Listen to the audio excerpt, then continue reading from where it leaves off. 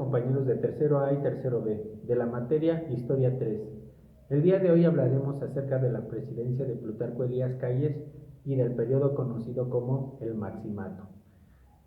Plutarco Elías Calles será nombrado presidente de México de 1924 a 1928. Para consolidar su poder, primeramente hizo o se unió a las fuerzas productivas de este país. Buscó la simpatía de los obreros mexicanos, por lo cual hizo nombrar a un personaje llamado Luis N. Morones como secretario de Industria y Comercio. De esa forma, teniendo el apoyo del sector obrero, su poder en la presidencia se consolidaría. ¿Qué otra característica vamos a tener de la presidencia de Plutarco Elías Calles? Vamos a tener la fundación del Banco de México. ¿Cuál es la función del Banco de México?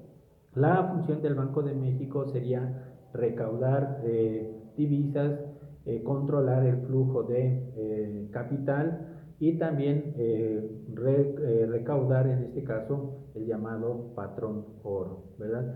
Él es el que hace o se encarga de tener reservas en metales preciosos para estabilizar la economía del país. Bueno, vamos a tener también que va a inaugurar el primer correo aéreo. No existía como tal y en aquella época el medio de comunicación más importante era el correo. Por lo tanto, él va a modernizarlo creando un enlace hacia la Ciudad de México, hacia Tampico, con aviones para llevar la correspondencia. Él es el primero en crear el llamado correo aéreo. ¿Qué más vamos a tener de la presidencia de Plutarco Elías Calles? Vamos a tener la reforma al artículo 27 constitucional. El artículo 27 constitucional lo va a reformar Plutarco Elías Calles con la finalidad de desconocer los llamados tratados de Bucareli. En esa ocasión, en ese tratado, se daba cierta autoridad a los Estados Unidos sobre los pozos petroleros en México. Plutarco Elías Calles, retomando una vieja ley de la época colonial, decía que todo lo que se encontrara dentro del territorio era propiedad de la nación. Por lo tanto, reforma el artículo 27 constitucional y señala que esos pozos petroleros que se encuentran dentro del territorio mexicano son propiedad de este país. Eso desencadenará un problema con Estados Unidos y que estará a punto también de terminar en una guerra por el enojo de los monopolios petroleros norteamericanos. Vamos a tener también que durante aquella época va a crear el llamado Banco Ejidal. El Banco Ejidal era proveer créditos a los campesinos con la finalidad de hacerlos productivos, ¿verdad? De que el campo mexicano fuera productivo y pudiera tener una elevada tasa de producción en alimentos. Vamos a tener el llamado Banco Ejidal. Dentro de lo más importante, vamos a tener la llamada Guerra Cristera. La llamada Guerra Cristera es un episodio importante en la historia de México, en el México contemporáneo, debido a que Plutarco Elías Calles hace leyes que molestan a la iglesia. Algunos sacerdotes extranjeros empiezan a manifestarse en contra de estas leyes que hace Calles y por lo tanto él decide expulsarlos del país. Los expulsa del país y ordena que templos, santuarios religiosos sean cerrados. Se prohíbe que se den misas en estos lugares y los sacerdotes iniciarán una campaña militar en contra del gobierno de Calles.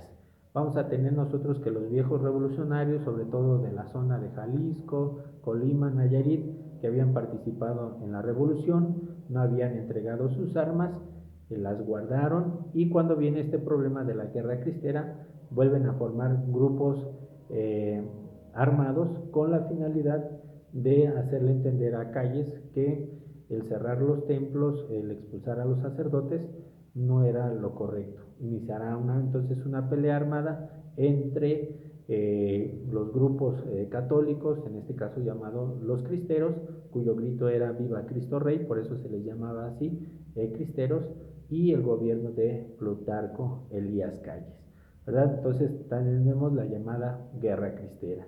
¿Qué otra característica tendremos del periodo de Plutarco Elías Calles? Será la reelección de Álvaro Obregón. Se modifica la Constitución, se había modificado la Constitución, donde decía que un presidente se podía volver a reelegir, pero no de manera continua, sino que gobernaría un tiempo de 4 años, dejaría pasar otro periodo de 4 años y posteriormente volvería a presentar una candidatura para ser presidente otra vez de México. De esa forma Álvaro Obregón quiere ser presidente de México por segunda ocasión. Sin embargo, un atentado por un personaje llamado León Toral en un restaurante llamado La Bombilla, Álvaro Obregón será asesinado y por lo tanto será necesario nombrar un presidente interino que ocupara ese cargo. A partir del término de la presidencia de Plutarco Elías Calles, iniciará el llamado el periodo del Maximato, que va de 1928 a 1934. ¿Pero por qué le llamamos Maximato? Porque quien va a estar gobernando atrás de los otros presidentes, tanto interinos, va a ser Plutarco Elías Calles. Él se considera el jefe máximo de la revolución, por eso a ese periodo nosotros le conoceremos como el Maximato. Repito que se le llamará así porque Plutarco Elías Calles gobernará atrás de los otros presidentes y él se considera el jefe máximo. Es decir, que estos presidentes no gobernaban por su voluntad o como ellos creían que era correcto, sino hacían lo que Calles les decía. A ese periodo nosotros le llamaremos el Maximato. ¿Ok? ¿Qué presidentes van a conformar el Maximato? Vamos a tener a 3 presidentes.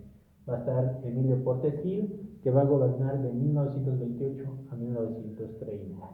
Este presidente durará, bueno, más bien dicho, es un presidente interino, gobernará durante un periodo de 2 años y durante su gobierno se van a crear las bases del PRI. Se va a empezar a formar un partido llamado el PNR, que será el antecedente del Partido Revolucionario Mexicano y posteriormente el Partido Revolucionario Institucional.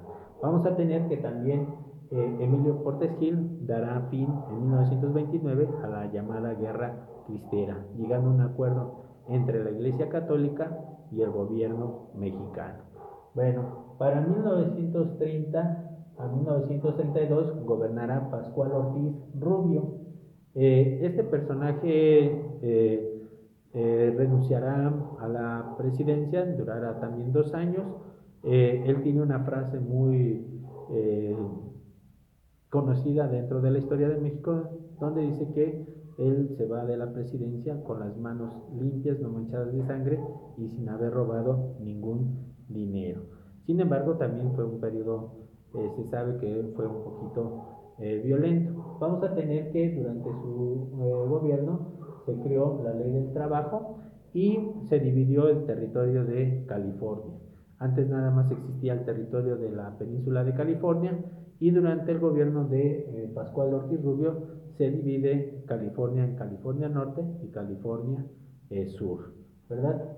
Posteriormente, de 1932 a 1934, estará el presidente Abelardo L. Rodríguez. Abelardo L. Rodríguez se caracteriza porque durante su gobierno se creará la ley anti-reelección y ya no se permitirá que un presidente se pueda reelegir. Al final de cuentas, el maximato terminará cuando viene la elección y nombramiento de Lázaro Cárdenas como presidente de México, con la finalidad de que Plutarco Elías Calles no interviniera en su gobierno. Él lo hace expulsar de México, dando fin así al periodo conocido como el Maximato. Bueno, esto ha sido todo por mi parte, agradeciendo su atención y nos veremos próximamente en una clase del aula virtual Liceo Londres. Bonita tarde, les desea el profesor Rubén Santiago Francisco.